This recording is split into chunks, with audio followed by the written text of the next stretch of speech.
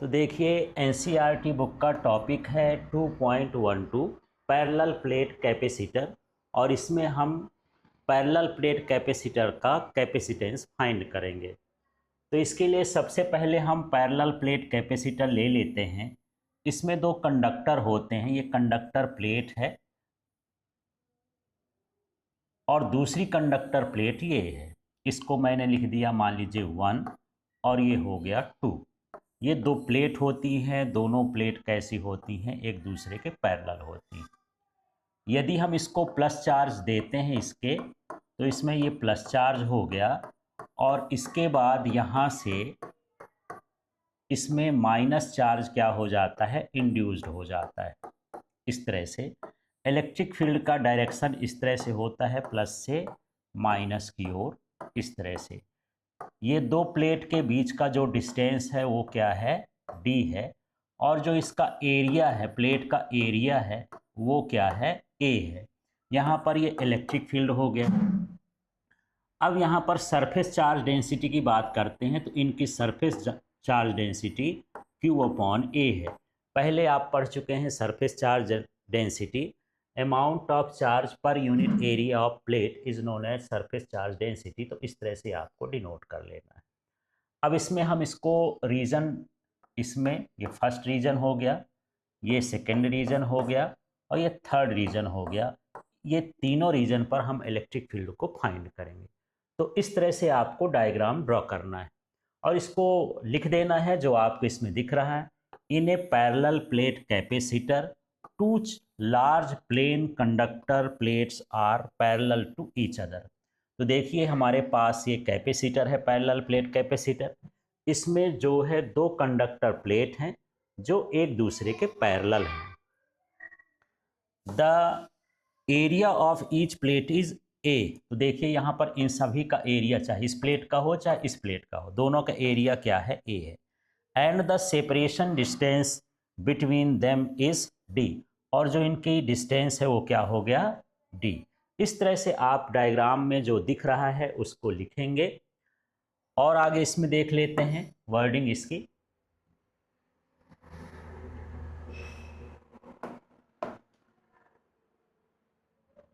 The charge on the plate is plus Q and minus Q. Plates में जो charge हैं, एक में प्लस क्यू है, दूसरे में माइनस क्यू है। And the surface charge density is plus sigma and minus sigma. इनकी सरफेस चार्ज डेंसिटी है, वैसे सिग्मा की वैल्यू Q/A होती है। The area of the plate is very large compare to its linear dimension, so considering them as a uniformly charged plate. तो जो area होता है उसके डायमेंशन के कंपैरिजन में वो बहुत बड़ा होता है, तो उस सीट को हम यूनिफॉर्मली चार्ज्ड कह सकते हैं कि सब में बराबर चार्ज है। तो यहाँ पर अब स्टेप्स क्या हैं इसके कैपेसिटेंस को निकालने के लिए। सबसे पहले हमको इलेक्ट्रिक फील्ड निकालना होता है, इसके बाद पोटेंशियल निकालना होता है और इसके बाद जो हमको कैपेसिटेंस निकालना होता है। ये तीन स्टेप आप लर्न कर लेंगे तो ये जो हमारे पास न्यूमेरिकल है, डेरिवेशन है, इजीली हो जाएगा। किसी सिंगल प्लेट का जो इलेक्ट्रिक फील्ड होता है σ/2ε होता है। जो पोटेंशियल होता है ये V क्या होता है, ये ED होता है। और कैपेसिटेंस होता है Q/V। बस इन फार्मूलों को यूज करना है तो ईजिली सब कुछ आ जाएगा। अब यहाँ पर आउटर रीजन फर्स्ट में हम इलेक्ट्रिक फील्ड फाइंड करेंगे। तो जैसे ये प्लेट है, प्लेट में जो इलेक्ट्रिक फील्ड इधर प्लस है, इसका डायरेक्शन इधर होगा। तो जब इधर होगा तो उसके लिए हम लिखेंगे σ/2ε0 इसी फार्मूला का। और एक इलेक्ट्रिक फील्ड इसके बाहर होगा तो ये हो जाएगा -σ/2ε0। लेकिन जब हम इसको सॉल्व करेंगे तो इसके आउटर रीजन का टोटल इलेक्ट्रिक फील्ड कितना हो गया, 0 हो गया। माने दोनों प्लेट्स का इलेक्ट्रिक फील्ड कितना है, यहाँ पर ये माइनस वाले का भी हम देखेंगे और प्लस वाले का भी देखेंगे। तो माइनस वाले का इलेक्ट्रिक फील्ड अपोजिट हो जाएगा। इसके बाद आउटर रीजन सेकेंड में, ये फर्स्ट रीजन था, ये वाला सेकेंड रीजन था, इसमें भी वही होगा, एक σ/2ε0 माइनस σ/2ε0। ये दोनों प्लेट के दोनों तरफ का जो टोटल इलेक्ट्रिक फील्ड निकलेगा वो कितना हो जाएगा, 0 हो जाएगा। अब यहाँ पर प्लेट के बीच में हम इलेक्ट्रिक फील्ड निकालेंगे तो जब प्लेट के बीच में इलेक्ट्रिक फील्ड निकालेंगे तो उनका डायरेक्शन सेम सेम होता है, इसलिए यहाँ पर देखिए फर्स्ट प्लेट का इलेक्ट्रिक फील्ड ये है, दूसरे प्लेट का इलेक्ट्रिक फील्ड ये है। यदि हम दोनों को ऐड करेंगे तो 2 सिग्मा अपॉन क्या हो जाएगा, 2 एप्सिलॉन नॉट। ये देख लीजिए, इसको ऐड करेंगे तो और यहाँ से 2 कैंसिल हो जाएगा, तो सिग्मा अपॉन एप्सिलॉन नॉट आ जाएगा। अब सिग्मा की जो वैल्यू होती है क्यू अपॉन ए होती है, तो सिग्मा को रिप्लेस कर देंगे किससे, क्यू अपॉन ए से। इस तरह से हमारे पास एक फार्मूला मिल जाएगा और ये फार्मूला होगा Q upon epsilon not a. तो इलेक्ट्रिक फील्ड निकल आया। अब हमारा दूसरा काम है पोटेंशियल को निकालना। तो सीधा है, the direction of this electric field is from the positively charge plate to the negatively charge plate. तो जिस ये इलेक्ट्रिक फील्ड का जो डायरेक्शन है वो पॉजिटिव चार्ज प्लेट से निगेटिव चार्ज प्लेट की ओर है। ये ऑप्शनल लाइन है, आप चाहें तो लिखें और ज़रूरी भी नहीं है। फिर हम निकालेंगे the potential difference for a uniform electric field. तो यूनिफॉर्म इलेक्ट्रिक फील्ड हो उसके लिए पोटेंशियल डिफरेंस का फार्मूला होता है V equal to E D. अब इस फार्मूले में आपको जो इलेक्ट्रिक फील्ड आपने फाइंड किया है उस वैल्यू को यहाँ पर पुट कर देंगे। तो देखिए ये लिखा है E, और E की वैल्यू कितना है ये देख लीजिए, ये E लिखा है ना, E की वैल्यू आप पहले निकाल चुके हैं, Q upon epsilon not A। तो यहाँ पर E की जगह पर हम ये लिख दिए हैं Q upon epsilon not A और साथ में D है तो D लिख दिए। तो यहाँ पर हम E की वैल्यू पुट किए हैं by putting the value of E। अब जब हम E की वैल्यू पुट कर लेंगे तब हमारा दूसरा काम होगा कि हम कैपेसिटेंस फाइंड करें। तो कैपेसिटेंस का फार्मूला देखें, C upon C equal to Q upon V होता है। तो देखिए capacitance of parallel plate capacitor, तो फार्मूला क्या है भाई, C equal to Q upon V। तो C की जगह C लिख दिए, Q की जगह Q लिख दिए, यहाँ V लिखा है और V ये भी लिखा है। V की वैल्यू ये है, इस वैल्यू को मैं यहाँ पर पुट कर दिया हूँ, आप चाहें तो इसको मिला लें। अब जब इस वैल्यू को पुट कर देंगे तो इसमें देखना ये Q और ये Q कैंसिल हो जाएगा, जो अपॉन में ऊपर चला जाएगा तो एप्सिलॉन नॉट ए ऊपर चला गया और अपॉन में क्या बचा, D बचा। इस तरह से ये कैपेसिटेंस निकला कैपेसिटर का जब प्लेट्स के बीच में कुछ ना हो, वैक्यूम हो या एयर है। तो एयर कैपेसिटेंस के लिए ये हो गया कैपेसिटर के लिए। अब यहाँ पर थोड़ा सा एक चीज़ और बना देते हैं, इफ़, यहाँ एक लाइन आपको और लिख लेना है इसके नीचे, इफ़ डाई इलेक्ट्रिक, क्या हो जाएगा, dielectric material of dielectric constant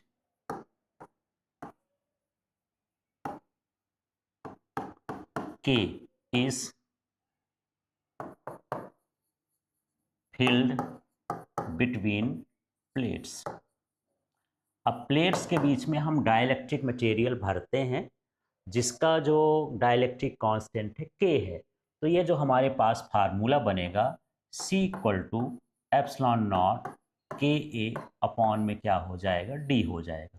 ये पूरा का पूरा फार्मूला मैंने लिखा है, बस ये एप्सिलॉन नॉट के बगल में K और लिख देते हैं, डाइलेक्ट्रिक कांस्टेंट लिख देते हैं। तो इस तरह से ये जब हम प्लेट्स के बीच में डाइलेक्ट्रिक मटेरियल टोटली फिल्ड कर देते हैं तो उसका कैपेसिटेंस ये होता है। It depends on the geometry of the system. ये जो कैपेसिटेंस है पैरेलल प्लेट कैपेसिटर का, वो उसके ज्योमेट्री पर डिपेंड करता है, मतलब साइज पर, शेप पर, है ना, इस तरह से वो डिपेंड करता है। अब चलिए इसी में समझ लेते हैं factors affecting the capacitance of parallel plate capacitor.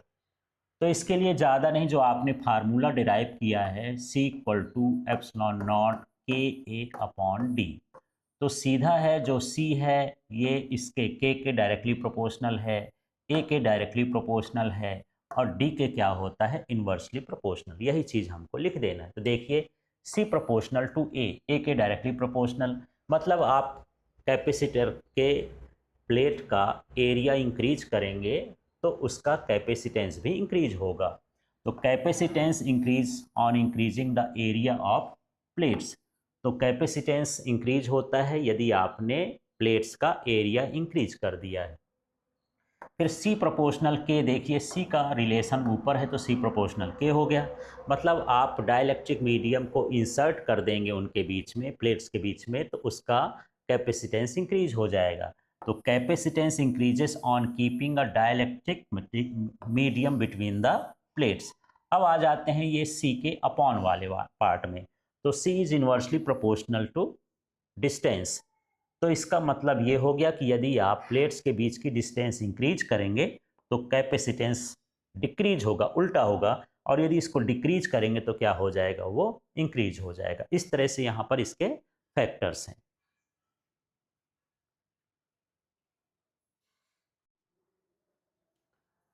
चलिए यहाँ पर टॉपिक है 2.14 कॉम्बिनेशन ऑफ कैपेसिटर्स। कैपेसिटर्स को हम किस तरह से कंबाइन करें कि इसका जो रिजल्टेंट मैग्नीट्यूड है इंक्रीज हो या डिक्रीज हो। तो यहाँ पर देखिए दो तरह से कॉम्बिनेशन होता है, combination of capacitors in parallel. तो पैरेलल कॉम्बिनेशन के लिए हम क्या करेंगे, ये देख लीजिए मेरे पास एक कैपेसिटर है, कैपेसिटर को इस सिंबल से डिनोट करते हैं। ये 3 कैपेसिटर्स हैं। 3 कैपेसिटर्स की जो फर्स्ट प्लेट है एक पॉइंट पर हम इस तरह से कनेक्ट कर देते हैं, डायग्राम आप लोग देख लीजिए, और दूसरी प्लेट्स को दूसरे पॉइंट पर हम कनेक्ट कर देते हैं इस तरह से। इस पॉइंट को मान लेते हैं ए है और ये पॉइंट क्या हो गया, बी है। इस पॉइंट में हम +Q चार्ज का सप्लाई देते हैं और इसको हम अर्थड कर देते हैं, ये ग्राउंडेड कर देते हैं, इस तरह से हो गया। मान लेते हैं इसको जो है Q1 चार्ज मिलता है, इसकी कैपेसिटी जो है C1 है। इसी तरह से इसको Q2 चार्ज मिल रहा है, इसकी कैपेसिटी C2 है। इसको जो है Q3 चार्ज मिल रहा है, इसकी कैपेसिटी C3 है। तो इस तरह से हमको डायग्राम बना लेना है। अब जो डायग्राम दिख रहा है उसी को हमको लिखना है। Consider 3 capacitor C1, C2, C3 are connected in parallel. First plate is connected to a point A and plus charge is given to it. Second plate is connected to point B and it is earthed. The charge in the capacitors are Q1, Q2 and Q3. अब यहाँ पर इनका जो potential difference है यहाँ लिख सकते हैं, A से B तक का जो पोटेंशियल डिफरेंस है ये क्या है, V है। The potential difference across the capacitors is V। तो इस तरह से जब डायग्राम आप देखेंगे तो डायग्राम को देख करके आपको इसकी वर्डिंग कर देना है। अब देखिए यहाँ पर मैंने कुछ लिख दिया है, उसको भी मैं पढ़ देता हूँ। तो देखिए, as shown in the figure 3 capacitors are connected in parallel whose capacitances are C1, C2 and C3। तो 3 कैपेसिटर्स हैं, वो पैरेलल में कनेक्ट है, उनका कैपेसिटेंस C1, C2, C3 है। The potential difference between them is V। उनके बीच का जो पोटेंशियल डिफरेंस है वो V है। The charges received by them are as follows. तो चार्ज उनको रिसीव होता है कितना, तो आप एक फार्मूला पढ़े हो, C इक्वल टू क्या होता है, Q अपॉन V। तो यहाँ से Q इक्वल टू निकालेंगे CV। तो यही Q इक्वल टू CV 3 बार लिखना है, Q equal to CV, Q equal to CV, Q equal to CV। बस इसमें 1 और C में 1, 2 और C2, ये 3 और C3, फार्मूला वही लग रहा है। अब हमको टोटल चार्ज निकालना है तो इनको सब ऐड कर देंगे। तो फार्मूला क्या होगा, Q equal to Q1 plus Q2 plus Q3, तीनों चार्जेस का हम सम कर देंगे। अब यहाँ पर सम करेंगे तो इनकी वैल्यू को हम यहाँ पर पुट कर देते हैं और देखते हैं क्या आता है। तो देखिए जो Q की वैल्यू है वो क्या है, CV। Q1 की वैल्यू क्या है, C1 V1, और यहाँ Q2 की वैल्यू है C2 V2, और C3 की वैल्यू है Q3 की C3 V। ये तो Q1, Q2, Q3 की वैल्यू को पुट कर दिए और Q की वैल्यू तो CV है। इस तरह से लिखेंगे। यहाँ पर देखिए इसमें भी है, इसमें भी है, इसमें भी है, ये कॉमन कर लेंगे, भी कैंसिल हो जाएगा। तब हमारे पास जो आएगा C equal to C1 plus C2 plus C3। इस तरह से यहाँ पर कैपेसिटेंस आ जाएगा C equal to C1 plus C2 plus C3।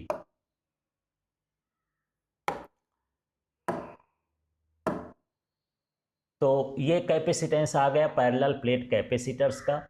अब यहाँ पर जो C आया वो क्या है, इक्विवेलेंट कैपेसिटेंस है। तो यहाँ पर देखिए C equal to C1 plus C2 plus C3 where C effective capacitance. यहाँ पर जो C है इफेक्टिव कैपेसिटेंस, अब मान लीजिए if n capacitors are connected, यदि n कनेक्ट है, ये तो 3 का निकाले तो C1 plus C2 plus C3 plus C4 C5 ऐसे जाके Cn हो जाएगा।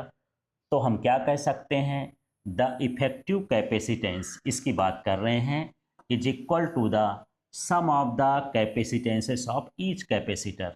तो इन सारे कैपेसिटर्स के कैपेसिटेंस का क्या होता है, सम होता है। कुछ चीज़ें और समझते हैं कि जब हम पैरेलल कॉम्बिनेशन करते हैं तो क्या होता है। तो यहाँ पर देख लीजिए, in parallel combination the potential difference is same, potential difference जो है सारे कैपेसिटर्स का सेम होता है। The charge distribution is different, charge सबको अलग अलग मिलता है, जैसे हम देख रहे हैं Q1 Q2 Q3।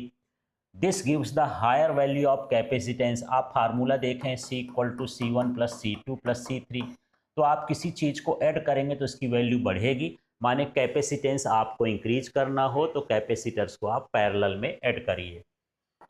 If n capacitors of equal capacitance C are connected in parallel, then the equivalent capacitance is NC। अब मान लीजिए एक ही तरह के कैपेसिटर्स हैं और वो 50 कैपेसिटर्स हैं, तो n की वैल्यू क्या हो गई 50, और उनकी जो वैल्यू है मान लीजिए 2 माइक्रोफेरेड है, तो इसका टोटल कैपेसिटेंस कितना होगा, तो 50 और इंटू 2 कर दो तो क्या हो जाएगा 100 म्यू एफ। इस तरह से टोटल जब कैपेसिटेंस निकालते हैं वो उसमें n और c का क्या कर देते हैं, मल्टीप्लाई कर देते हैं। इस तरह से आपको जो है कैपेसिटर्स का जो कनेक्शन है पैरेलल वाला आपको करना है। यदि एग्जाम में आएगा तो जो ऊपर तक है यहीं तक डेरिवेशन करना है, ये अलग से पॉइंट है। जब ये आपको 1 मार्क्स 2 मार्क्स में पूछे इनमें चार्ज कैसा होता है, पोटेंशियल कैसा होता है, ये कैपेसिटेंस को इंक्रीज करते हैं डिक्रीज करते हैं, तब के लिए इन पॉइंट को ध्यान देना है।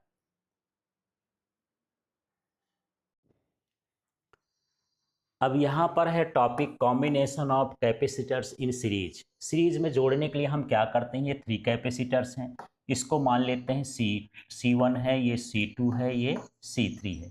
यहाँ पर एक पॉइंट है, इसका पॉइंट A है, इसको हम प्लस Q चार्ज दे रहे हैं, तो इसको भी चार्ज Q मिलेगा, इसको भी चार्ज Q मिलेगा, इसको भी चार्ज Q मिलेगा। इस तरह से हम यहाँ पर डायग्राम करेंगे, चार्ज इनको सेम मिलता है। ये B पॉइंट हो गया, इसको हमने क्या कर दिया है, अर्थ कर दिया है। अब इनका पोटेंशियल देखेंगे तो इसके बीच का पोटेंशियल V1 है, इसके बीच का जो पोटेंशियल है ये V2 है, और इसके बीच का जो पोटेंशियल है कितना है, V3 है। और इनके टोटल पोटेंशियल की बात करें तो ये पूरा पोटेंशियल क्या होता है, V होता है। माने जब हम सीरीज कॉम्बिनेशन करते हैं तो पोटेंशियल डिवाइड हो जाता है तीनों में उसके कैपेसिटी के हिसाब से। तो इस तरह से डायग्राम बना देना है। ये आप तो देख ही रहे होंगे, सिंपल है, 2 लाइन खींच देना है पैरेलल, ये पैरेलल प्लेट कैपेसिटर्स को बताएंगे। अब इसकी वर्डिंग कर देना है, सीधा सीधा है। Consider 3 capacitors C1 C2 C3 are connected in series, there potential difference is V1 V2 and V3, the charge given to them is same for the all capacitors. यदि हम चार्ज देते हैं तो सबको कैसा मिलता है, सेम मिलता है। इस तरह से इसको डिफाइन कर देना है, इसको फिगर को। अब चलिए यहाँ पर हम इसकी वर्डिंग कर देते हैं, तो देखिए क्या है, जो वर्डिंग में बताया उसी को ऐसे लिख देना है। As shown in the figure 3 capacitors are connected in series whose capacitances are C1 C2 C3 respectively, when they are given a charge of Q, the potential difference is as follows। तो यहाँ पर यदि हम charge उसको देते हैं तो potential difference, ये फार्मूला कैसे आया, आप जानते हैं Q इक्वल टू होता है C भी, तो V इक्वल टू हो जाएगा Q अपॉन C। ये कैपिटल Q स्मॉल q कुछ भी लिख सकते हो, तो ये लिखिए Q upon C, Q upon C, Q upon C। जब V1 करेंगे तो यहाँ V1 C1, V2 C2, V3 C3, formula same लग रहा है। अब हमको निकाल देना है टोटल पोटेंशियल डिफरेंस, तो टोटल के लिए V equal to V1 plus V2 plus V3 हो जाएगा। इसमें जो V की वैल्यू क्या है, Q अपॉन C है, तो V की जगह Q अपॉन C, V1 की जगह Q अपॉन C1, V2 की जगह Q अपॉन C2 और V3 की जगह Q अपॉन C3 लिख लिए हैं। अब इसको सॉल्व करके देखते हैं कितना आएगा। तो देख रहे होंगे यहाँ पर, यदि हम कॉमन ले लें, यहाँ पर देखिए ये Q है, ये Q है, ये Q है, इसको हमने बाहर लिख दिया। यहाँ से हटाएंगे, इसकी जगह 1 बचेगा, तो 1 upon C1 plus 1 upon C2 plus 1 upon C3, ये Q या ये Q कैंसिल हो जाएगा।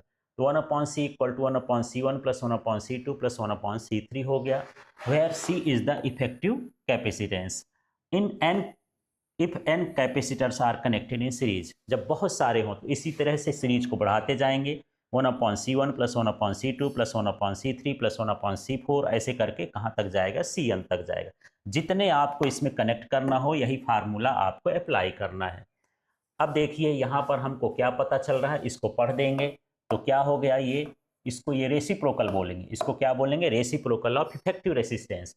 तो देखिए the reciprocal of the effective capacitance मानी 1/c है तो इसको रेसिप्रोकल बोलते हैं, is equal to the sum of, ये इनका सम हो रहा है, reciprocals of capacitance of each capacitors. तो इनके कैपेसिटेंस का रेसिप्रोकल करके हम इसको ऐड कर देते हैं, इस तरह से यहाँ पर ये होगा। अब देखते हैं series combination of capacitors. Capacitors के सीरीज कॉम्बिनेशन में कौन कौन सी चीज़ें हमको देखने को मिलती है। द चार्ज इज सेम, सारे कैपेसिटर्स का चार्ज कैसा होता है, सेम होता है। The potential difference is different, her capacitors का पोटेंशियल डिफरेंस डिफरेंट होता है। This gives the following value of capacitance, following लिख दे दीजिए या फिर लेस वैल्यू, इससे हमको कैपेसिटर्स की लेस वैल्यू मिलती है, क्योंकि 1/c करते हैं इक्वल टू होता है 1/c1 plus 1/c2 plus 1/c3। माने आपको कैपेसिटेंस डिक्रीज करना हो तो हमको उनको किस में, सीरीज कनेक्शन में ऐड करना चाहिए। फिर if n capacitors of equal capacitance are C connected in series then the equivalent capacitance is c/n। अब देखिए यदि एक ही तरह के कैपेसिटर्स हैं, n कैपेसिटर्स हैं, उसको हम ऐड करते हैं तो उसका टोटल कैपेसिटेंस कितना हो जाएगा।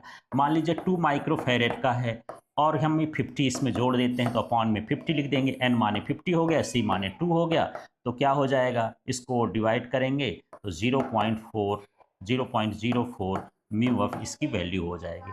इस तरह से हम इसका कैलकुलेट कर सकते हैं। तो ये जो है सीरीज कॉम्बिनेशन ऑफ कैपेसिटेंस है। तो आपको क्लियर हो गया कि पैरेलल कॉम्बिनेशन में क्या होता है, पैरेलल कॉम्बिनेशन में कैपेसिटेंस इंक्रीज होता है और सीरीज कॉम्बिनेशन में कैपेसिटेंस डिक्रीज होता है।